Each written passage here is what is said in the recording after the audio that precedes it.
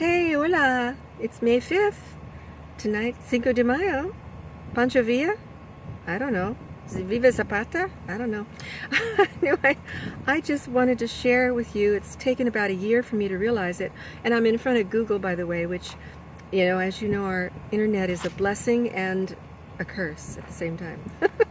But here it is. Google takes care of everything, right? Censorship included. So I'm very truthful and controversial, probably, but that's with the way I roll. I don't know how I got this way. So, they've got solar little panels, little tiny solar panels, maybe more on top, for little lights here and there at Google in the Kirkland area. I just realized after a year that I'm living free. I'm home free. I spent the night in my lovely van last night. No one knew I was in there. As I've told you before, it has double tinted windows and it's a Honda Odyssey, and it's a color that doesn't stand out too much. I'm a teacher for Seattle schools as well as a teacher for some other districts when I want to. I can actually go anywhere in the United States and teach because my credential is California and Washington credentials, and it's a 5th year, and usually most states will let you teach for them if you have a 5th year. So I'm just making this film to talk about the fact that I have managed to get to a point where I do work a little bit here and there, not a lot. I do have a fixed income. I do get welfare from the government, known as Social Security. And yet I feel I earned it over the years. I think I did. Although they may have paid out, for arms or something, whatever they've paid out for. Certainly not the roads, folks. Take a look around at the roads. And so don't let anybody tell you that. So the money went somewhere, and as you know, I do get off on tangents. So I'm a little bit like Lionel. I get off on tangents, but you have to follow me. I'm not going to ring a bell when I change tangents here, but this one will be a little bit longer. However, I want to mention that I'm having a wonderful day on my own. I will do several things that I want to do. There's a lot of freedom today. You have to have a YMCA if you are using your van for a no-rent situation. Or some sort of, and I'm not advertising for the YMCA, but it just seems to be the best of all the possibilities that I tried out for. Because I did go to about 6 or other facilities, like, other unnamed groups. It was mostly people in their 20s and 30s and a lot of hard rock on the overhead, and I just like the family feel of YMCA. So you do need that, because I don't have a shower in here. And I do get salads from here and there, different markets, mostly organic places. And I do sample food once in a while, and sometimes that's like a whole meal. If you have 1 or 2 samples, and you are trying out the samples in case you have a big picnic with a lot of people, right?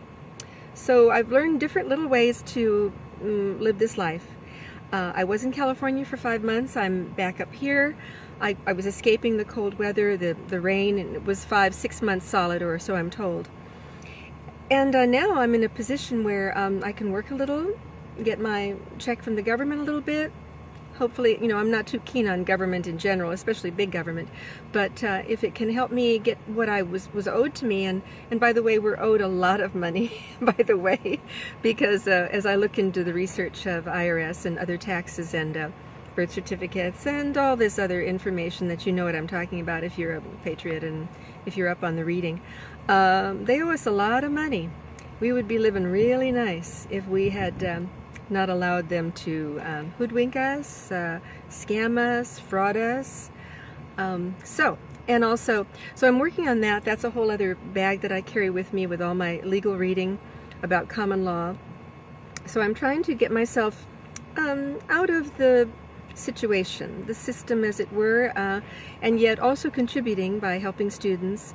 I still contribute. I even thinking that even I'll go perhaps volunteer for Friends of Teens or something like that, and other volunteer situations. I want to help, but I do believe in getting out of the fraud. So by fraud I mean Federal Reserve, IRS, the list goes on. So that's all fraud, folks, that has been perpetrated on us living souls, men and women on the land. I'm not a crazed patriot, I'm not a conspiracy person. I just look for the truth and I look for evidence, hard facts. I think I would have gone into law and been an attorney, but now that I look at lawyers, they are actually enemies of the people.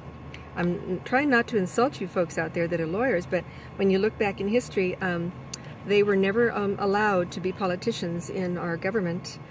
No way, because they can make the laws that will keep them in place, and they are very savvy about the laws and the codes and the statutes, which, by the way, are not common law. Codes and statutes are not common law. And our country was founded on common law, based on the Magna Carta, 1218, I believe, when they grabbed King John and forced him to sign a document, which he should have signed anyway, as fairness to the community of all the vassals and the knights and the, I don't know, who knows, Lady Guinevere, who knows.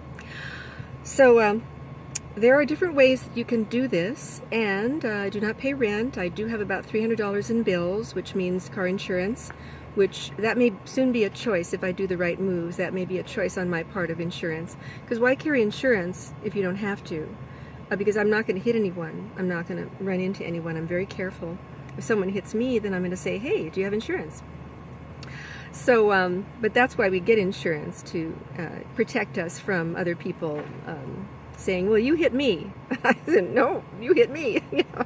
So I may be able to change that.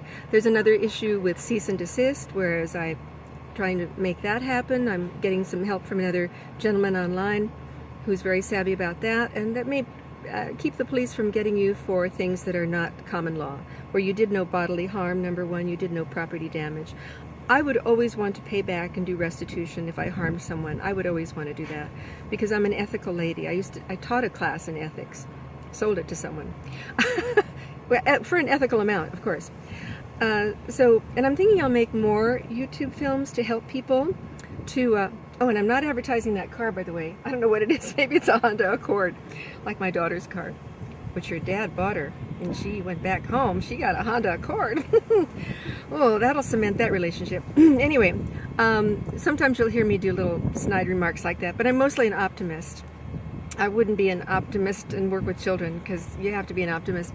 I had to call security twice at a high school the other day.